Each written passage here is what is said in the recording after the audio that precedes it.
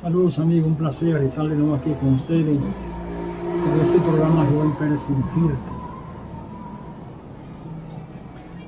Bueno, hay muchos temas sumamente interesantes que sería bueno compartir con ustedes, temas locales, hay temas de carácter internacional que resultan sumamente atractivos por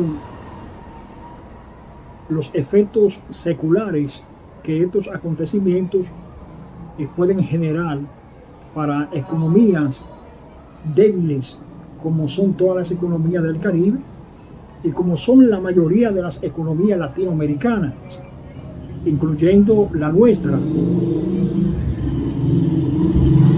Y básicamente esa fragilidad que se refleja en estas economías tiene un denominador, tiene un nombre: corrupción. Mientras haya corrupción en estos países, es muy difícil que se logren los propósitos y los ideales que los actores fundamentales del sistema tienen en su agenda. Es muy difícil. Cuando se roba, cuando se sustrae, cuando se hurtan los recursos de un Estado, eso va diezmando la posibilidad de que se puedan construir, de que se puedan hacer realizaciones positivas en beneficio de un país y de una comunidad. Miren, el mundo ha cambiado. Y ese cambio, sin duda alguna, ha transformado el esquema universal en los movimientos geopolíticos a nivel planetario. ¿Por qué digo esto? Por lo siguiente: ya la articulación en la toma de decisiones por parte de un imperio de manera unilateral, sea la potencia que sea, es cosa del pasado.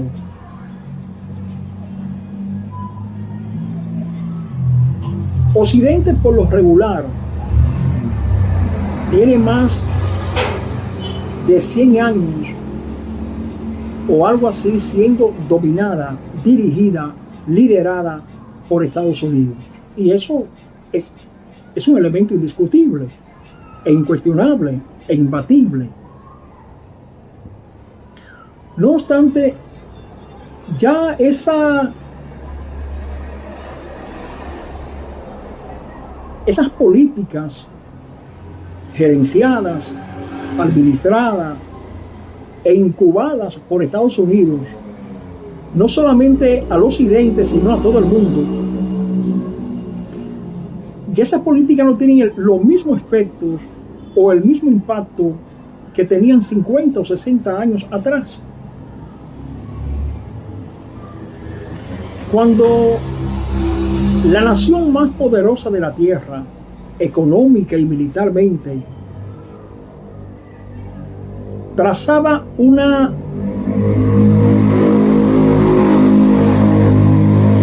política a cualesquiera de los países latinoamericanos o a cualesquiera de los países mundialistas, esa política se cumplía, como se dice, al pie del cañón, con el guión que establecía Estados Unidos.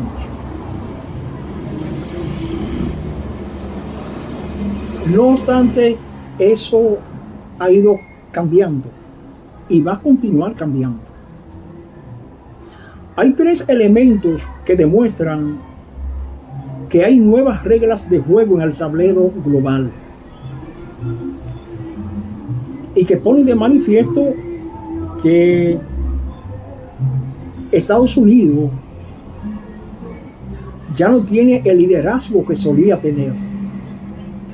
A pesar, y esto hay que entenderlo, de que aún mantiene una gran presencia, una gran capacidad de influencia en organismos de gran relevancia a nivel mundial, como es la OEA, la ONU, la OTAN. Eso yo creo que es irrebatible. La presencia de los americanos en esos organismos, en la toma de decisiones, es de primer orden. Pero para que tengamos una idea mucho más clarificada, mucho más cristalizada, más convincente,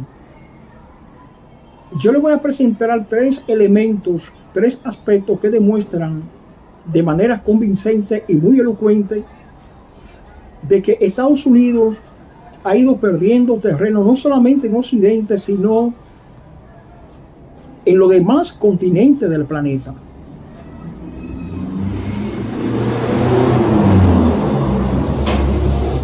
El primer evento que les quiero presentarles fue la crisis pandémica COVID-19. Previo a esa crisis, en la mentalidad o en la cuasi mentalidad de todos los seres humanos, anidaba la idea de que el sistema sanitario de Estados Unidos estaba por encima de los demás sistemas de salud del mundo. ¿Y qué pasó durante esa crisis? Bueno, que la crisis superó las expectativas de los americanos. El COVID-19 desnudó las debilidades profundas de las cuales padece el sistema de salud de Estados Unidos.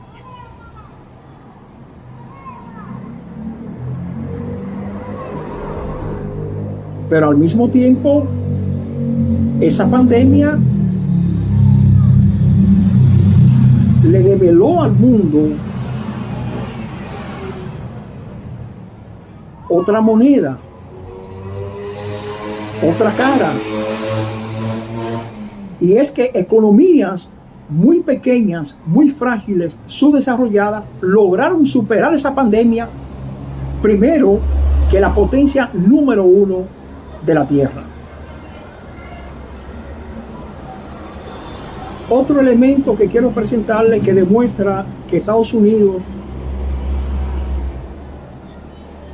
a pesar de ser la economía más poderosa de la Tierra, aún militarmente, no lo creo económicamente, porque me parece que China ya ocupa ese sitial, ese lugar. Otro elemento convincente fue la invasión de Rusia a Ucrania. Bueno, que una potencia del perfil, de las características, de las cualidades, de la capacidad nuclear y militar de Rusia invada un país, eso no sería nada de sorpresa. Ahora, que invada un país de las características de Ucrania, que no tiene 10 ni 15 millones de habitantes, un país de unos 40 millones de habitantes, con un cuerpo militar con capacidad para responder a cualquier ejército, con los dispositivos nucleares, no digo suficientes, pero con una gran capacidad de dispositivo nuclear para enfrentar a otro país. No digo que a Rusia.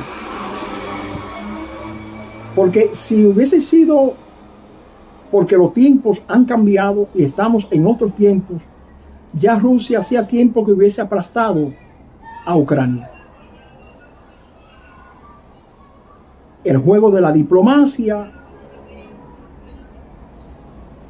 y también el papel que le corresponde a un gobernante de estos tiempos como Vladimir Putin,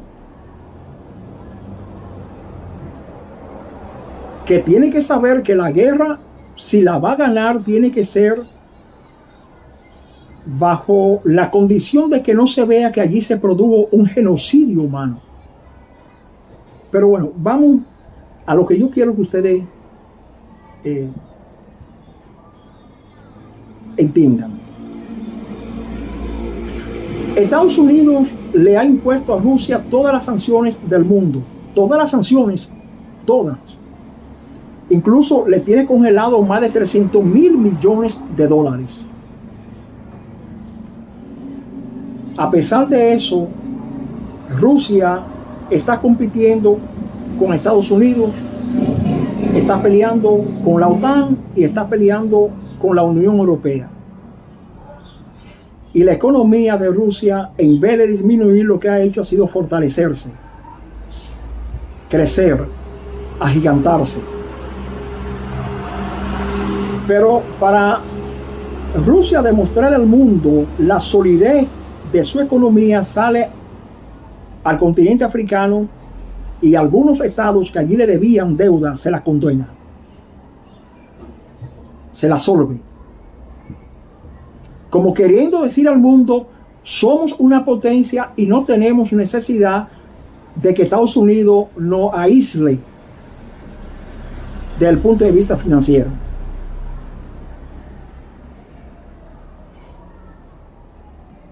Pero esa guerra ha convertido a Putin en la figura más carismática del planeta. Ningún político en materia de carisma supera al líder y presidente ruso, Vladimir Putin. ¿Qué ha hecho Estados Unidos? Proveer de armamentos militares a Ucrania, pero no ha podido hacer más nada, demostrando que ya no es la potencia que era hace años, tiempos atrás. Otro evento que demuestra que está diezmando el liderazgo norteamericano fue el último conflicto que está desarrollándose, este nuevo escenario internacional entre palestinos e israelitas. Como ustedes saben, el sábado el movimiento extremista palestino Hamas atacó con más de 2.500 cohetes edificaciones y estructuras importantes de Israel. Unas 1.400, 1.500 personas israelitas perdieron la vida como consecuencia de esos ataques. Como es natural, Israel ha iniciado la contraofensiva. Una contraofensiva que a mí me luce tiene que ser, se le debe poner un stop lo más pronto posible, porque lo que está haciendo Israel en la Franja de Gaza es un genocidio humano. He tenido la oportunidad de ver imágenes a través de medios y a partir de esas imágenes me doy cuenta que no se puede calificar como abusivo, pero sí como algo peor, como un genocidio humano. Lo que está haciendo Israel en la Franja de Gaza son crímenes de lesa humanidad que tienen que ser detenidos. Porque allí hay una población de más de 2 millones de personas, de hombres y de mujeres inocentes, que no tienen que ver con los intereses que hay desde hace años entre palestinos e israelitas. Y yo quisiera estar de acuerdo con Israel, pero ¿cuál es el problema entre Palestina e Israel? Es sencillo. Israel, en su afán de querer abarcar más territorio, tiene hace años asediada a la Franja de Gaza y no le da respiro, no le ha permitido a las personas que se han establecido allí poder convertirse o transformarse en un estado propio, libre y soberano. Porque los israelitas no se cansan de querer ocupar terreno. La lucha que hay entre Palestina e Israel es sencillamente una lucha por tierra.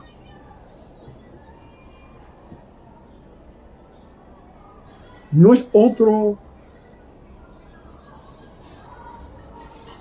otro elemento que se pueda discutir sobre esa situación.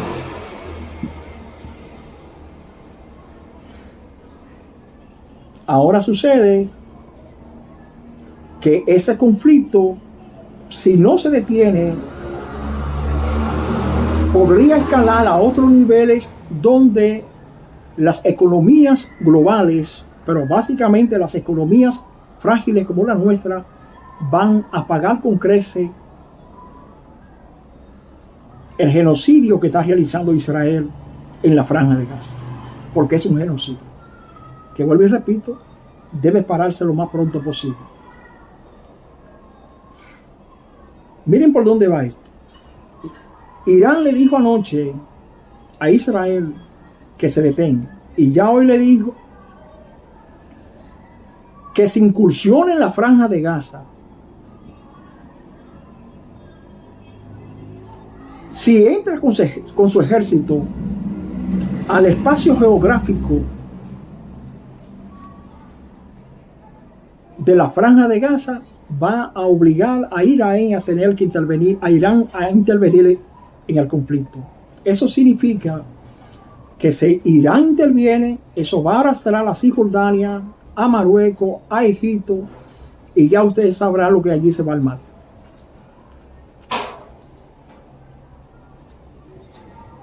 Yo creo que lo correcto es, en una situación como esta, cruzar los dedos y pedirle a Dios que eso se pueda detener lo más pronto posible.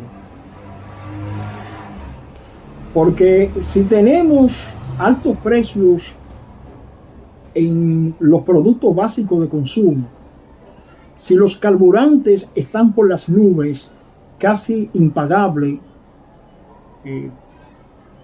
se compran a puro pulmón, imagínense lo que eso va a generar si ese conflicto se prolonga 1 año o 2 años.